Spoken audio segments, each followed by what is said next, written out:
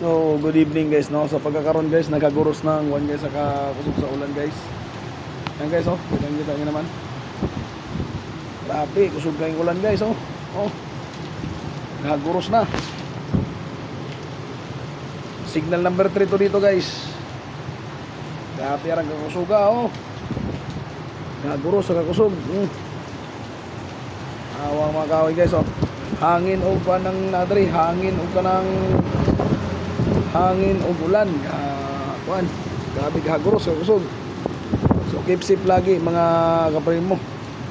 Grabe ang lakas ng ulan. Grabe kusugal yun. Signal number 3 Imus Cavite. Ito yung si Bagyong Uwan. Matake na si Bagyong Uwan.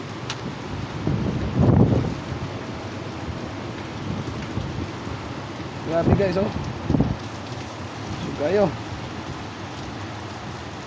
Oh, grabe. Stang kusuga. Igan ano eh. Sabayan pagkusog na ulan. So, alang mga mo attack ani guys, grabe gid pero karon bigla sa muwala sa kalit ng bukat nakaguros. No, pagkakusuga sa ulan yun guys. Kusog hangin ug ulan nagdagkuan.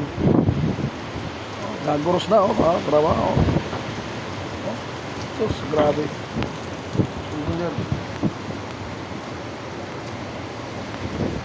Signal, nasa signal number 3 ang Imus ang Cavite area. Naka-red alert tayo guys, ha? Keep safe, ingat palagi. Once again, magandang gabi.